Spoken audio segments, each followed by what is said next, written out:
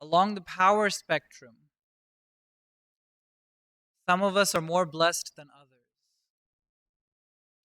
And the more opportunities we give to the less privileged, the more we look to incorporate them, the more we give them opportunities for becoming more like us, the more community-like we are going to become. The more this is going to become a community. Right now, it is utter chaos. And so that's the example, the precedent is set by the Almighty Himself. Despite having the power, despite having the majesty, despite having everything,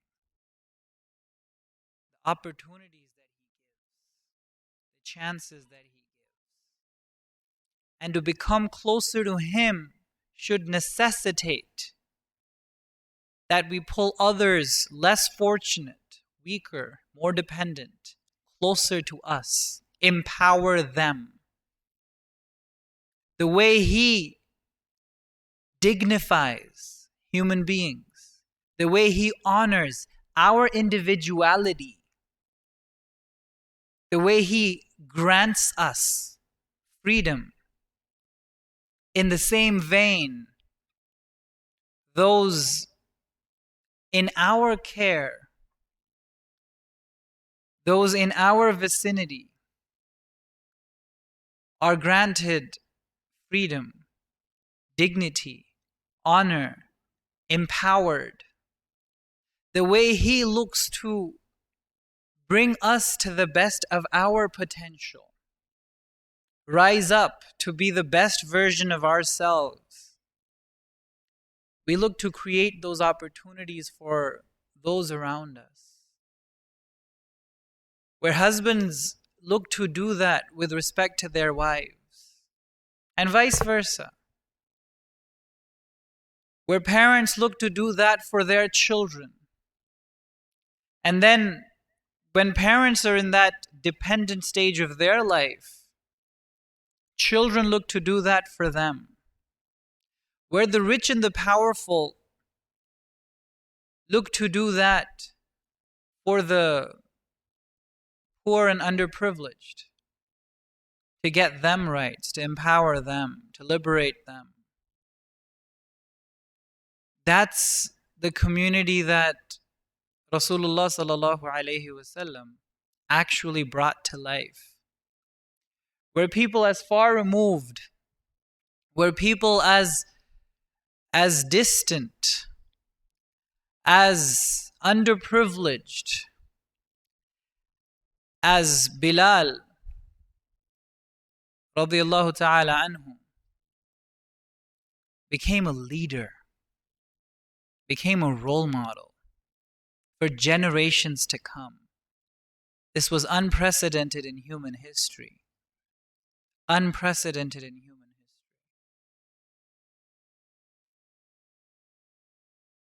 Where Sahaba like Julaybib radiyallahu ta'ala anhu are so close to Rasulullah sallallahu alayhi wasallam that he uses for him the same words that he uses for his grandson, Hussein radiyallahu ta'ala. He is from me and I am from him. The one who no one is looking to own. The Messenger sallallahu alayhi wasallam takes that much of an ownership of him. And so it is incredibly embarrassing that we hail from that legacy. We hail from that tradition where Tawheed had that kind of a manifestation in human society. And there are so many differences, not just differences, conflicts, not just conflicts, incredible gulfs between us, that we do not look to relate but to dominate. Whenever it is that another person is subjected to our company in whatever capacity, whether through a relationship or merely as fellow travelers,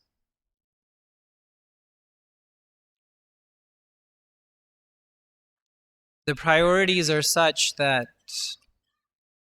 they're very, very self-centered. They're incredibly not community-like, very, very cult-like. When individual is relating with individual, where group is relating with group, gender is relating with the other gender, which is why there is so much distrust between us, which is why there is so much stereotyping between us, which is why we are so quick to judgment, so condescending. And it is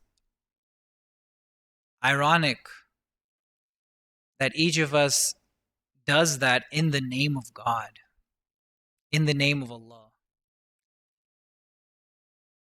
claiming to follow in the footsteps of Rasulullah sallallahu alaihi wasallam.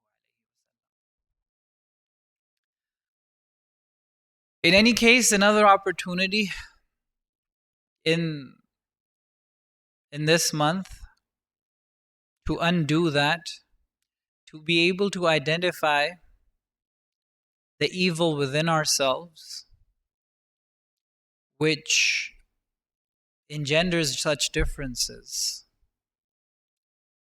The evil within ourselves that justifies these cultish activities, these cultish attitudes from a religious basis.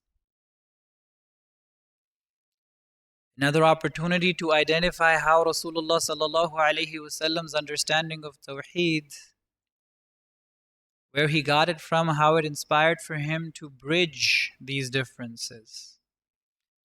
Bring a people who were on the verge of war, of a communal suicide, how he was able to bring them together as brothers and sisters. Yet another opportunity.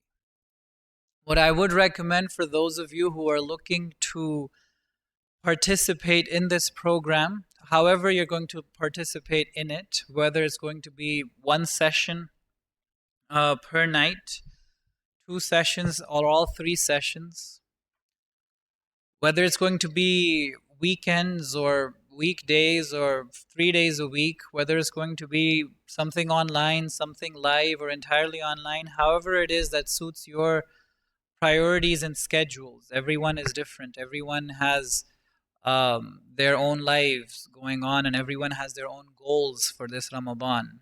We can't judge one person to be better simply because they attended our program in its entirety. No. Everyone has their own legitimate limitations and better places to go. So, with all of that in mind, one recommendation I would make, though, is when you do come here, for however much time you are looking to spend here, come with questions. That whenever it is that you're looking to benefit the most out of something, you have to be very clear as to what answers am I looking for, or what answers does this text or this book or this narrative give me. And when you're done by the end of this month with whatever your target was, yes, you should have answers to a lot of those questions, but more importantly, you should have more questions. Because if you go through one cycle of the Qur'an, one reading of it, or listening for that matter, we will find answers. We will find that a lot of our questions were unfounded, not reasonable, perhaps internally inconsistent, perhaps self-contradictory. So we will be able to refine that list, and we will be given new food for thought. new things to think about, new questions. So when we start again, we have a new set of questions. For the hadith of the Prophet sallallahu alaihi wasallam, husnul sawali nisful ilm. The beauty of a question is half of knowledge. So the more refined your question is, the more you'll stay awake, for one thing. And it's a huge challenge staying awake through this program. I'm pretty sleep inducing. I have that blessing. I'm a psychiatrist. People come to me with sleep problems. All I have to tell them is come to this program. All your problems will be taken care of. Yeah, so if you have those questions in mind and you're looking for answers, actively searching, then hopefully that should take care at least somewhat for those sleep issues. And you will be actively thinking, not just passively receiving.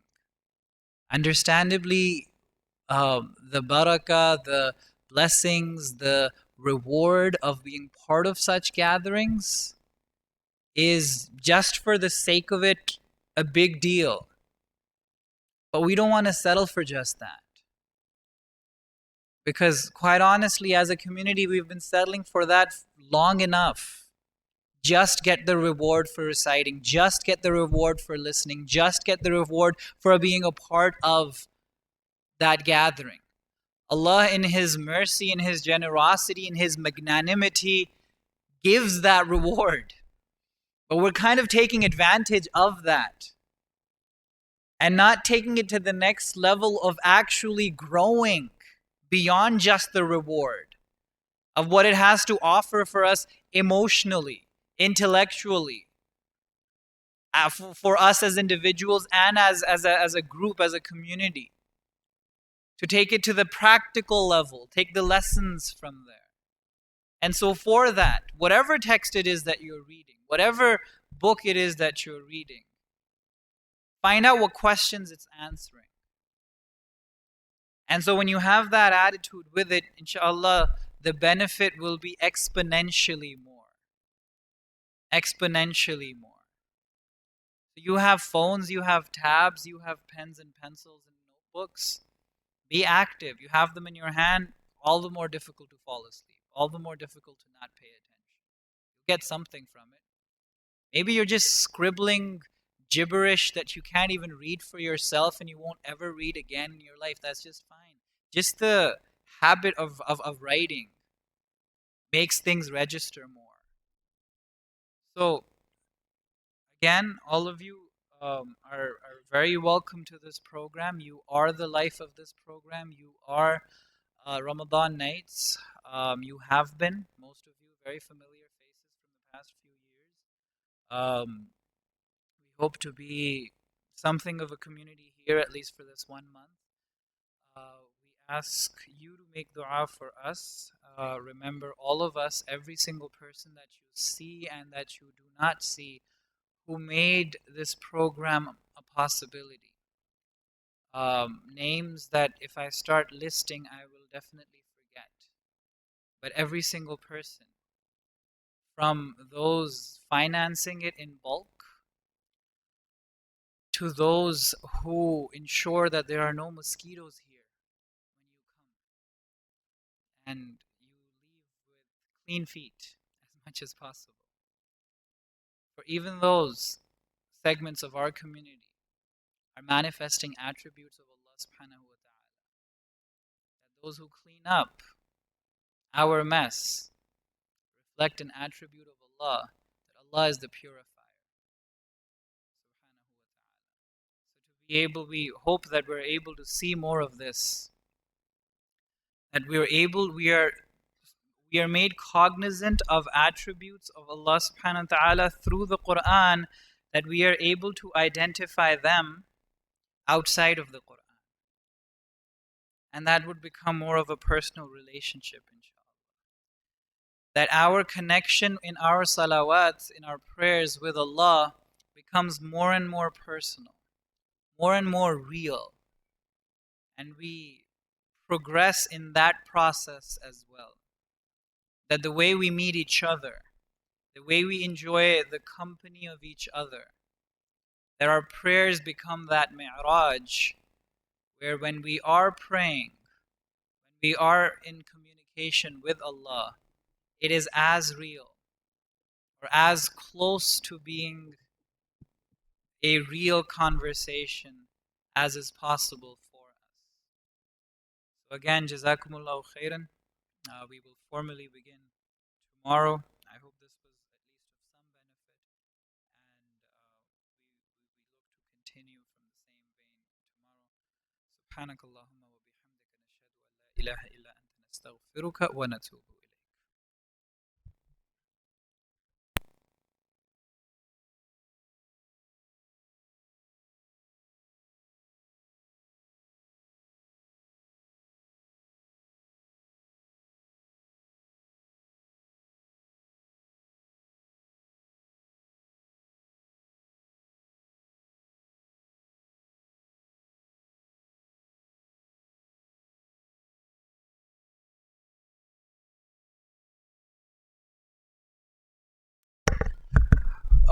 Again, one thing I forgot, just the routine or the schedule that we'll be following.